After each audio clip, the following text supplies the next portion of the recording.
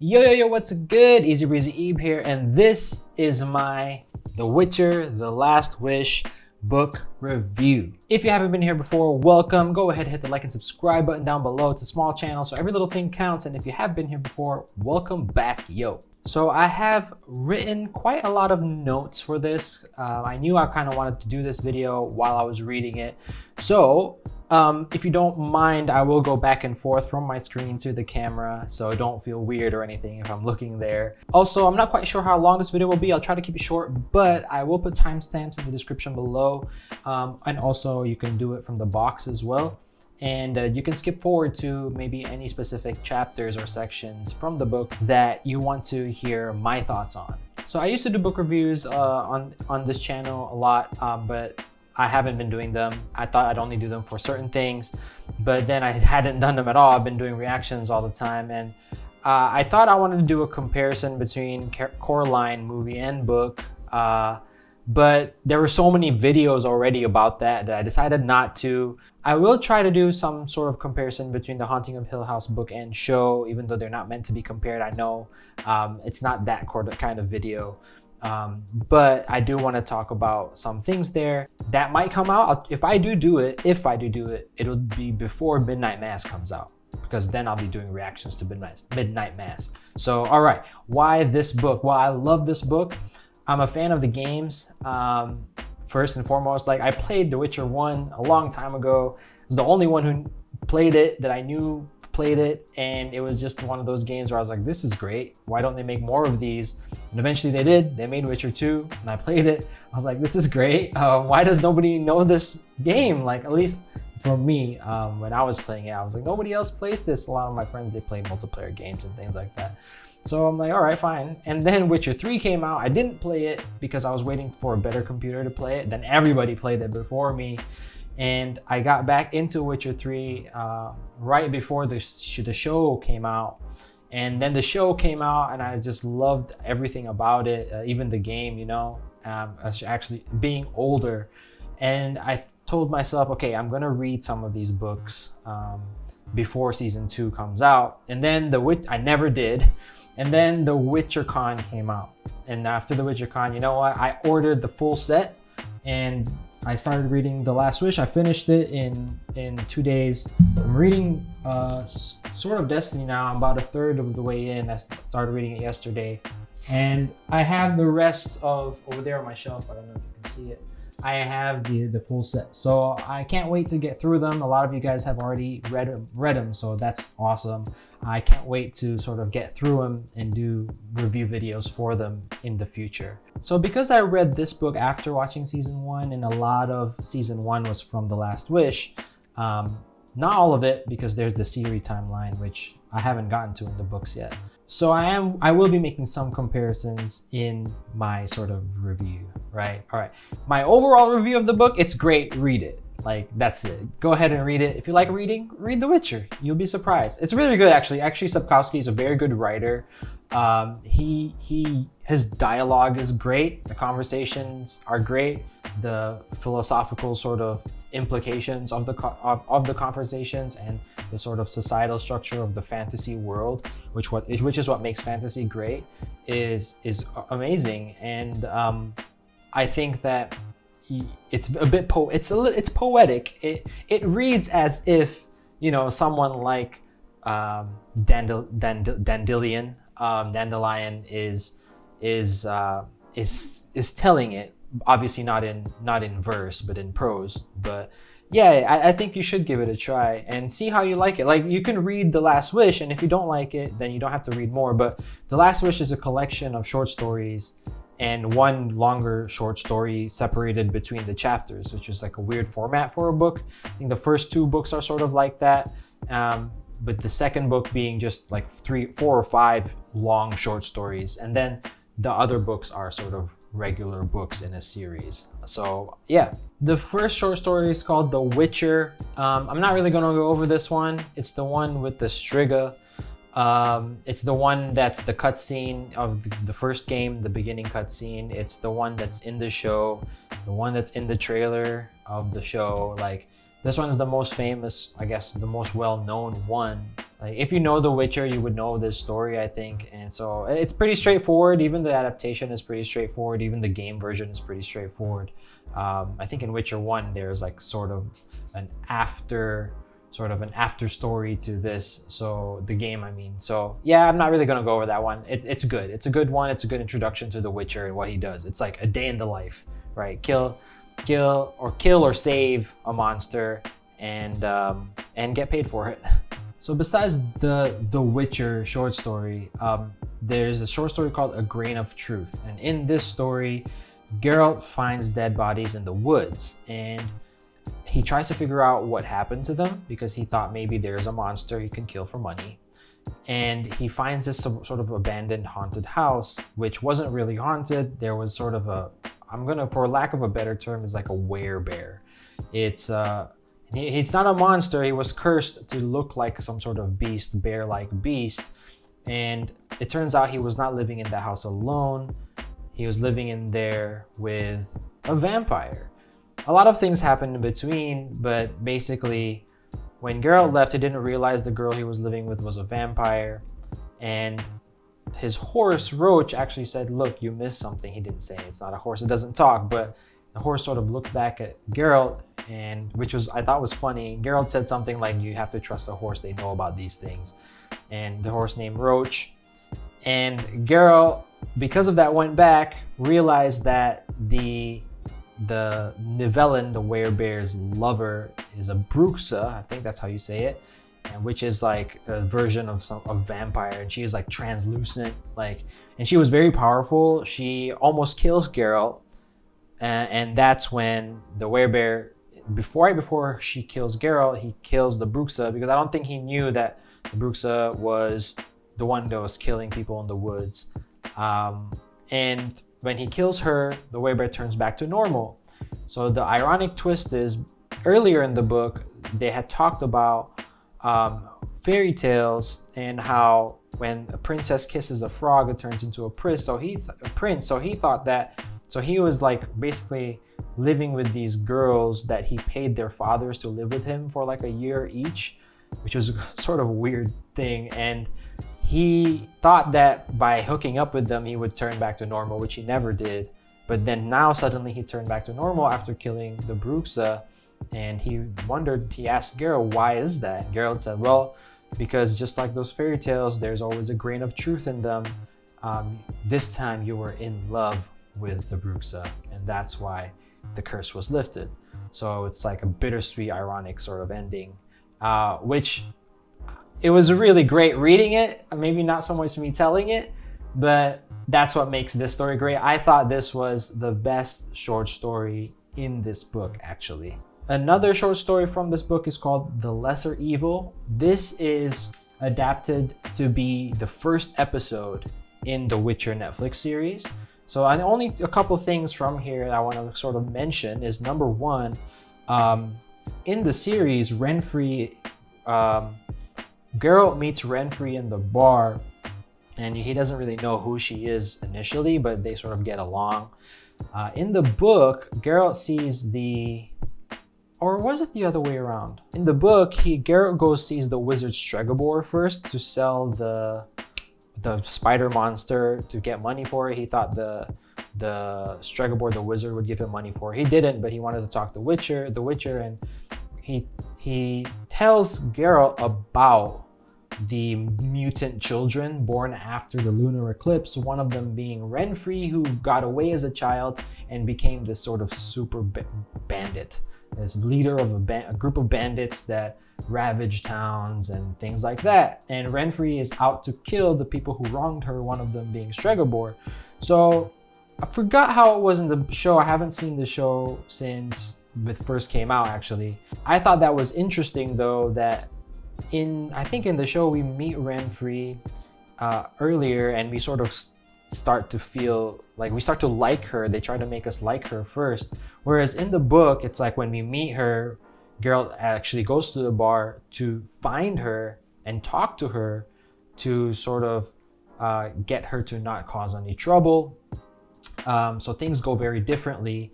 Another interesting thing is, in the book, we learn a lot more about Renfri's past, and she did go through a lot of bad things, to say the least. And I think the most interesting difference is in the show, Geralt and Renfri sort of have a chemistry and they hook up in the woods. And then when Geralt sort of gets hypnotized by her and have these dreams, and then they talk about his destiny and stuff, which that's a shortcut of what will happen in the books, I'm pretty sure. But like, because Renfri in the book doesn't mention any of that stuff.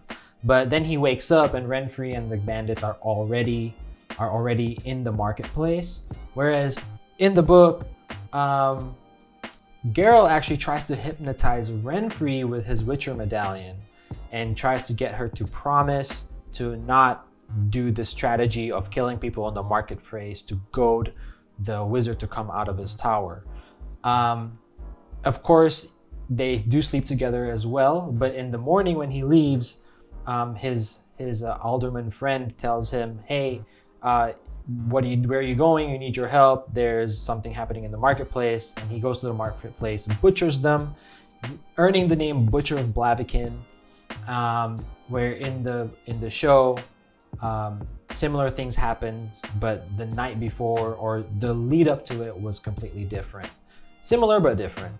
Also interesting, and I actually like this show doing this, is in the book, The Lesser Evil chapter, Geralt meets his friend, the alderman. I think it's the alderman, yeah. And he gives him a place to stay. Whereas in the book, in the show, we meet his daughter, who also is in the book, but not as much.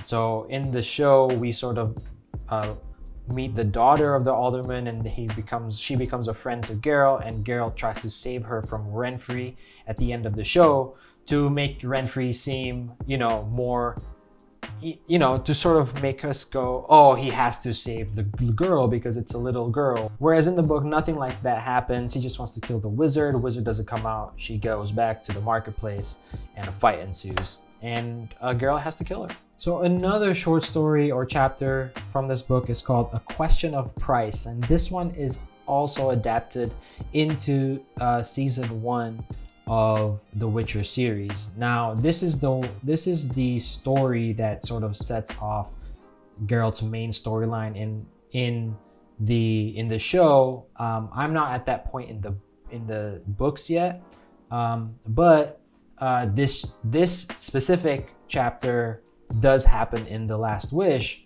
and this is where we learn about the law of surprise. For those of you who have only seen the show, this is the one with the hedgehog guy, and his name is Urkion or Dooney in the book. I forgot what his name was in the show, probably the same thing. So what happens is, a long time ago, Dooney, I'll call him that, the hedgehog guy, saved Queen Celeste's husband, who was the king, and as a reward, he asked to promise me whatever he had left at home without expecting or knowing it. And that is basically the law of surprise. So when they get back to the king's home or the castle or whatever it is, when they walked in, what they saw was Queen Calanthe giving birth to Pavetta, which is, their new daughter. It turns out Pavetta is not really the king's husband, so there was some argument about Pavetta is not really the king's daughter, so there was some argument about the technicality there, but it didn't matter because it was still a surprise. And that person, Pavetta's father, is actually in the chapter sort of discussing with Calanthe about this law of surprise and why they should abide to it or not, which is interesting. But basically, Dooney comes after that, like 15, 16 years later. The girl is grown now, able to be married off. A bunch of other suitors from Skellige and different lands come to that sort of dinner. And she's really trying to marry her off to someone from Skellige, so there's some sort of, there's some sort of alliance there. But Dooney comes back, and he looks like a hedgehog, and it's just weird because Dooney comes back like 15, 16 years later. He would have been sort of grown at least when she was being born, so he must be like double her age, but it's another thing for another day. And when he comes, he asks for Pavetta to be his, as to abide for the law of surprise. What ends up happening is that a huge fight occurs. There's a huge brawl.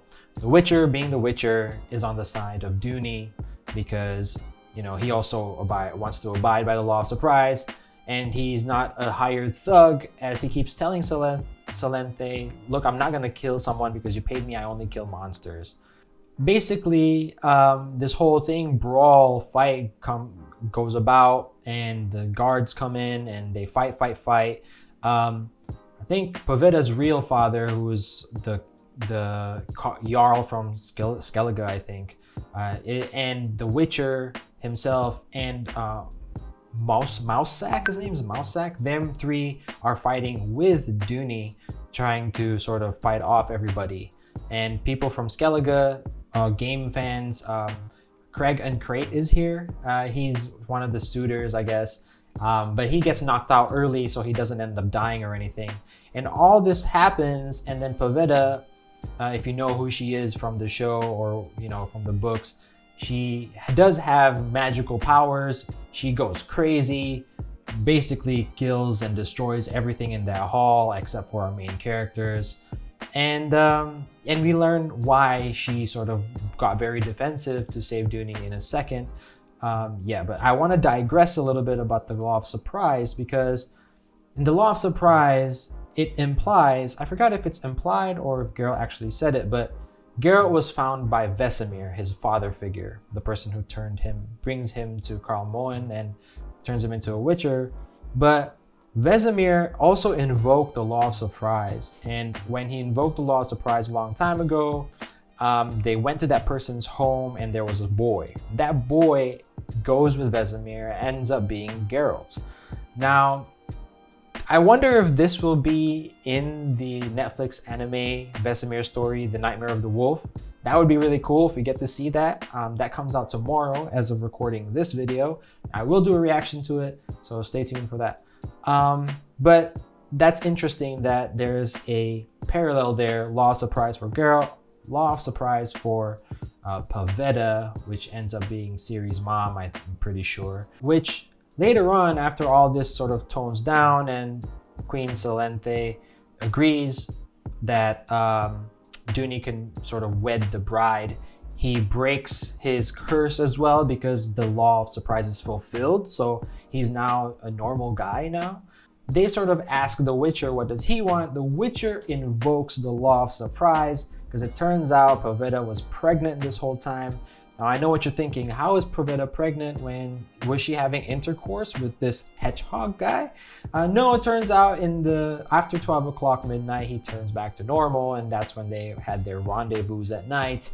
And the queen was pissed off. She was like, who's taking care of my daughter? Supposed to be guarding my daughter. I want them killed or whatever. And then, and she's pregnant now, which is why she got very defensive.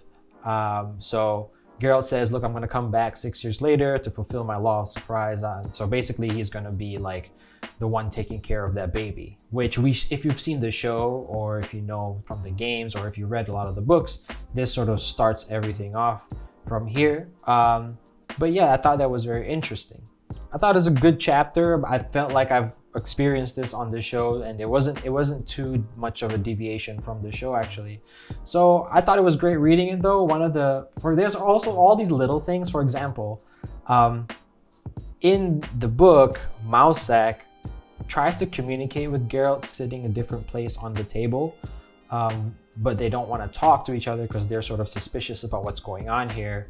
And Mousesack crumbles breadcrumbs and then pushes them towards Geralt on the table and then does magic because he's a druid, and he spells out words on the table with the breadcrumbs so to communicate with Geralt, which I thought was hilarious. I thought that it's little things like that just made this chapter sort of cool for me to read.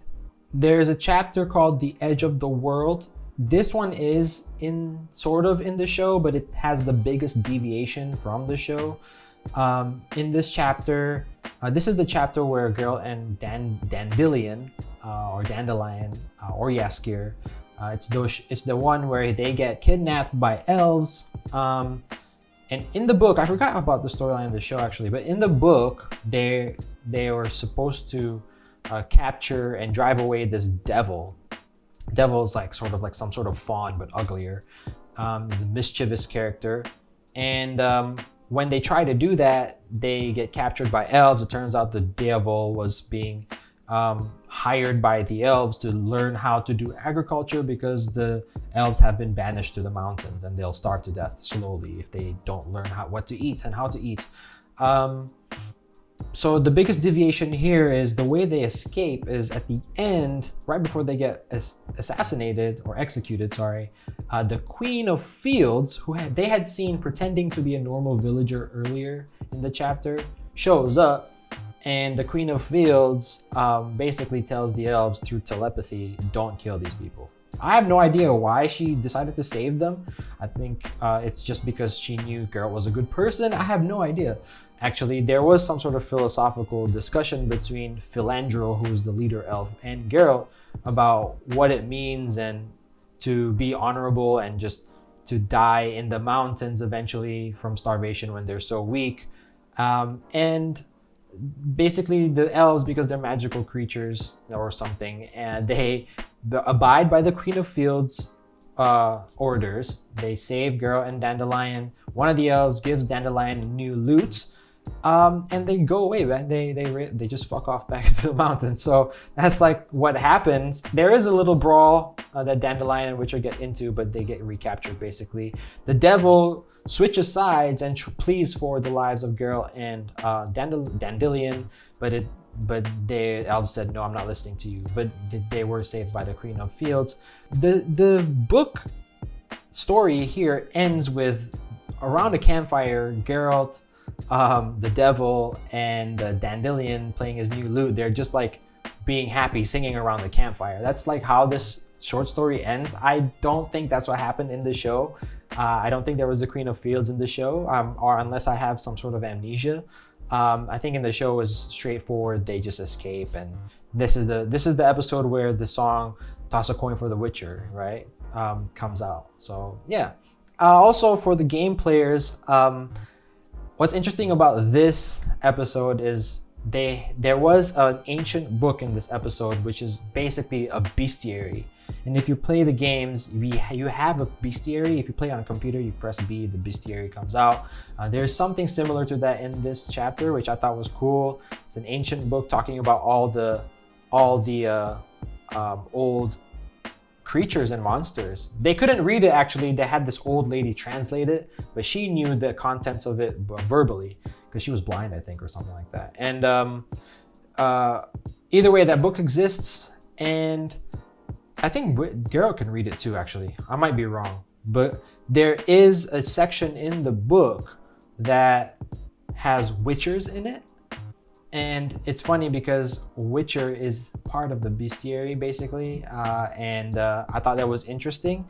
But of course, the way they depicted the Witcher in the book is basically that the Witcher is this monstrosity that's emotionless, which is a constant theme throughout, I think, all of these books, even the first and second book. So I thought it was interesting that the Witcher was in the bestiary.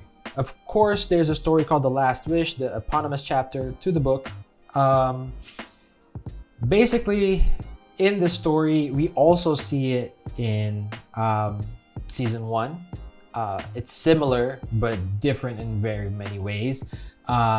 So the first thing we learn is that sorceresses are infertile. So Yennefer, who wants children, cannot have them. So presumably that's her motivation to try to capture the djinn. So that's number 1. It's interesting in this chapter as well that Geralt discerns that Yen used to be a hunchback. He sort of like does a mental gymnastics at some point in the story, like, oh, she's so beautiful, but there's something about her. And then she's like, yeah, sorceresses, they use their magic.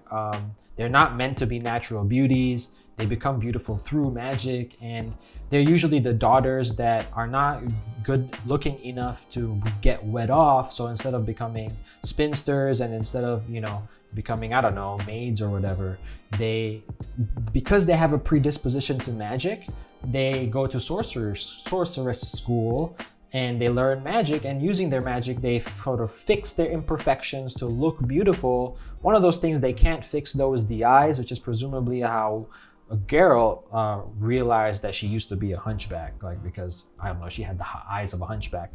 They say in the book as well that she's not particularly pretty, but she is very beautiful at the same time, which is weird because she is like good looking, but there was something about her that made her different. Presumably it's the eyes, because she used to be ugly, and I think that's why Geralt connected with her a lot. Because if we're talking about purely because of her sort of, I don't know, her character, and I'm not sure like what's so attractive about her, but you know, Geralt loves her, you know. Not hating on Yen. Yen's cool so far. Actually, she's not that cool where I am reading the second book. But anyway, I digress. Basically, Yen did plastic surgery on herself with her magic, and that's why she's so good looking. So I'm not going to go over the whole story. I'll just say some interesting things. I'll talk about the ending in a second. But it's interesting to me that the djinn and the genie in the Witcherverse, or whatever you want to call it, are not the same thing. There are 4 types of genies. Each element has a type of genie, and the wind genie is called the djinn. And for example, the fire genie is called the Ifrit. I'm not sure, I forgot the other 2. And basically in this show, similar to the show, they find in the river fishing, and they break the djinn thing, and then the djinn gets released from the whatever the container was, and Dandelion, and we all sort of thought that the wishes were Dandelions, but it turns out it was Geralt's, because he was holding the, what do you call it? What do you call the thing you do wax stamps with? That thing. This letter sealer or whatever. Geralt was the one holding it, so it's actually his wishes. He inadvertently used his first wish to blow up one of the prison guards in the middle of the chapter. His first wish was telling the djinn to fuck off in the Elven language, which is funny because they were making fun of him for not understanding what he was saying, but that's the first wish that he made. But we didn't realize that until the end. He thought he was casting a spell, but no, he was just saying fuck off in Elven. And the third wish is the last wish. And so let's talk about the last wish. The last wish, basically, there are other interpretations, and I'm not very eloquent in my explanation, I'm sorry, but basically it's implied that the only way to save Yen at that moment, who was trying to get killed by the djinn, was trying to kill her, was to tie, Geralt's wish was to tie his fate to her fate. Now, the djinn can't kill its master, so presumably if the djinn killed Yen, he would also kill Geralt, but because Geralt is his master, can't kill him, so can't kill Yen, so the djinn just fucks off. Yen doesn't get what she wants, which is, I think she was trying to capture the djinn, but I'm not sure, or did she want the last wish? I wasn't really sure on that. I think in the book she was just trying to capture the djinn, and because she wants children, but that didn't happen. In the whole meantime, Geralt and Yen sort of fall for each other, or they have a very big chemistry, and we'll talk more about them after this chapter when I get through the second book. But they have this chemistry, and they sort of get together, and at the end they do that joke about them. You know how in the show as well, Dandelion hears them moaning, and Dandelion's like, no, they're dying, but they're actually banging. So they did that joke in the book too. So yeah, the last wish was really just a big loophole that Geralt took advantage of, and now I guess they're tied. Their fates are tied to each other indefinitely. So we'll find out more about their relationship in the next books. So the thing about this book is, unlike the second book, which is also a compilation of stories, is in the first book, the compilation of stories between each story is sections of another story. So there's really 2 timelines going on. kind of like Witcher Season 1, where there's one timeline going on and there's these short stories happening in the middle. But the timeline that's going on in the background is not a Ciri timeline. It's a Witcher timeline. After all of the short stories, he's injured. He's at the temple where Nenneke is the head priestess, and he's basically recovering. And at the same time, Nenneke has told one of her priestesses, Iola, to sort of sleep with Geralt to try to coax him to do this sort of trance. And sort of, because Nenneke for some reason is interested in his future. She thinks it'll help with his recovery. But Geralt's like, no, I don't want to know the future. It'll just change everything, and I don't want to know the future. And so that happens little by little. And what happens is the White Rose Knights basically tell him to leave the land. Nenneke's like, no, this is my temple. You can't tell him to leave. But the Witcher's like, no, don't worry, I'm going to leave. And eventually, one of the knights challenges him to a duel as he's leaving at the end. Dandelion's there too, of course.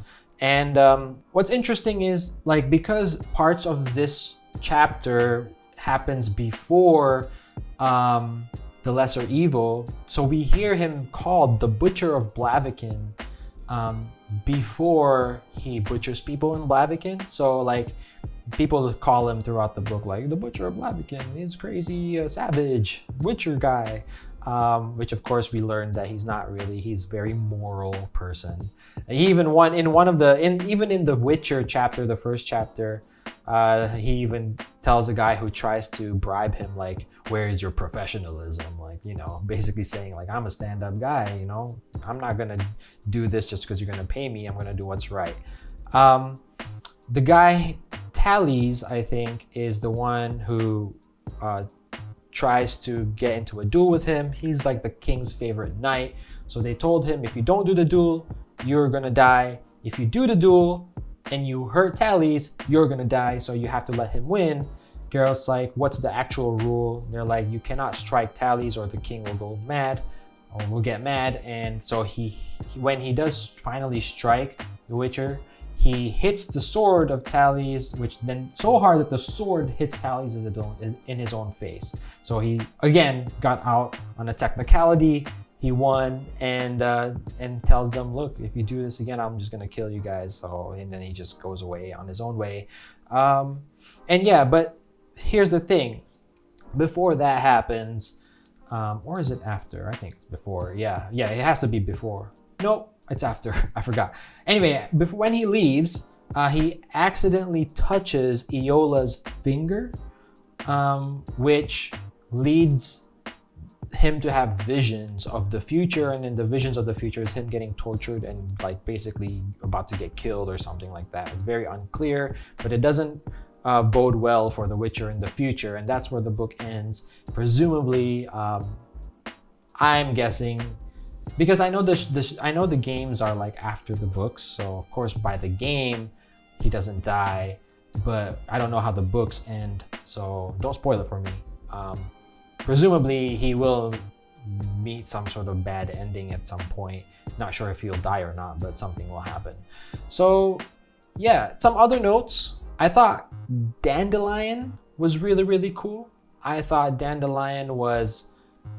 really like Dandelion from the book. I don't like him in the game. I thought he's very charismatic in the show, but he doesn't play a particularly huge role in the show. Maybe because it's the nature of how and when we are in the books versus the show. So Dandelion was a lot funnier, a lot wittier in the books, and he also, like, it makes us realize why he can be the most famous bard or troubadour in the land, is because he is very funny and very witty. He's not afraid to make fun of Geralt because they're like very close friends. They even say in the book that opposites attract. Like when we learn about Dandelion, they're already friends. Not sure if we'll go back and learn about how they became friends, but they did tackle that issue in the show, but not in the book. They're already friends, like best friends, basically. It's Geralt's only friend in the first book so far. So they're very close, and Dandelion even sometimes tries to defend Geralt. He tries to fight with Geralt or with other people, like, you know, but he always gets knocked out, so it doesn't even count. But he's not a coward or anything like that. In the game, he's sort of cowardly. he's like so pretentious, like over the top pretentious. He's pretentious in the book, but it's not in a way that's very venomous, you know. Yeah, and not in he like it's not in a way that where he thinks he's better than everyone in a way. But the show, I think Jaskier in the show, it just comes down to how charismatic the actor is. He's very good and he's charismatic. So I like the show version. It's much closer to the book version. We'll see what happens to Dandelion in the books. I guess at least I will. I'm really interested in that. Another thing is Geralt's white hair. I do find out why he has the white hair. It's not really tackled in the games. I don't think it's tackled in the show yet. We don't really know. We haven't even been to Kaer Morhen yet in the show. We don't see Kaer Morhen in the book either, in the first book. But there's a lot more backstory on Witchers in this book, and you learn that not just the trials, but Geralt specifically went through extra trials. He went through extra trials that no other kid has survived. He's the only one who survived these extra trials, and these extra trials gave him the white hair. It's why he has white hair. Now, what does that mean, though? This implies that Geralt is a super soldier. This implies not that just that Witchers are super soldiers, but that Geralt himself is super compared to the other Witchers because he survived extra trials. So that's just something we need to realize. Similar to Yen being the most powerful sorceress, presumably, in the land, and Jaskier, the best or most famous bard in the land. So like these three people, the three main characters we have, they're the best at what they do actually. So it's really interesting.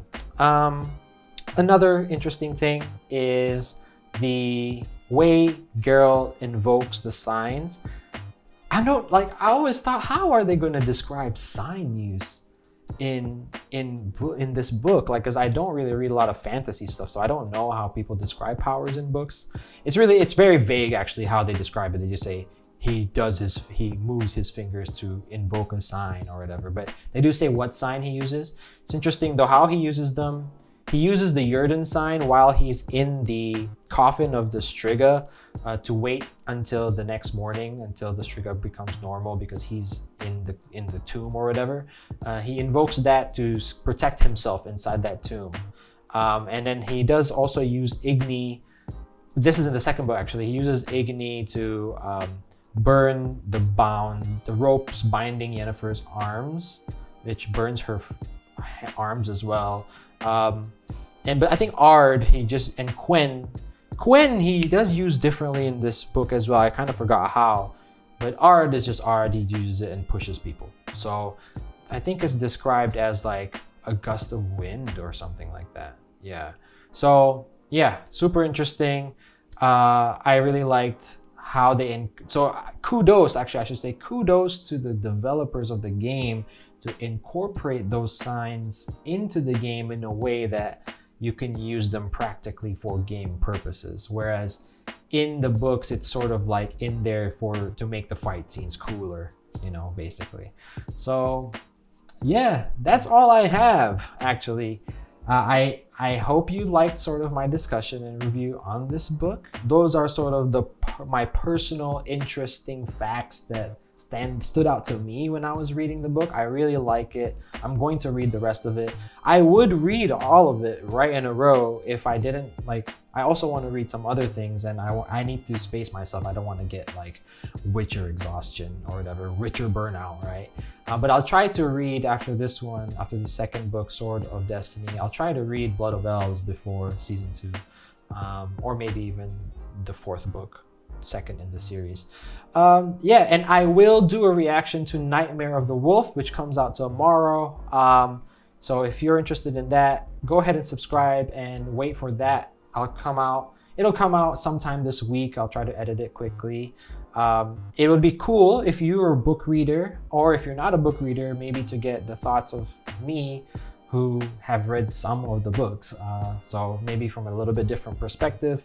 That would be cool as well, maybe. I think it'll be cool. So yeah, and I will continue to do book reviews for The Witcher. So go ahead and subscribe. Even if they, you know, Netflix, they'll cancel a show on a whim. So even if they do cancel The Witcher series after season 2 for whatever reason, I don't think they will. I think it'll go to season 3 and 4, but it is a big budget film. I mean, it's a big budget series, so you need a lot of people to watch it for them to renew the show. But regardless whether the show gets renewed or not, I will read the rest of these because I am a fan. I'm a fan now of this. You know, I've played all the games and I love them, and I'm really into this whole. Sapkowski is a very good writer. Like, I think I said this the first time when I read the first book, I was like, his characters seem very tangible and real. You know these characters in real life,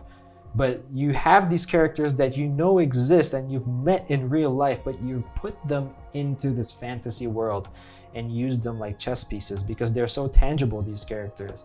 They're so unique, each of them, even the side characters, the ones that are not like particularly integral to the story as a whole, they're still unique individuals, which is really cool. That's what I think makes these books really good, is the character work as a writer. You know, not me as a writer. I don't have any books published, but as for Sapkowski. So I'll definitely keep reading them and keep doing book reviews. I'll try to finish Sword of Destiny this week, and maybe next month sometime I will do my book review for that. Keep watching, keep subscribed. I will do reactions to Witcher Season 2. You know that one's coming out. And I can't wait to watch it with you guys, for you guys that are fans or even non-fans. If you have any questions for me, if you have any other interesting facts, things you want to talk about, and anything I got wrong or you think I got wrong, go ahead and hit me in the comments below. And remember, until the next video, easy does it.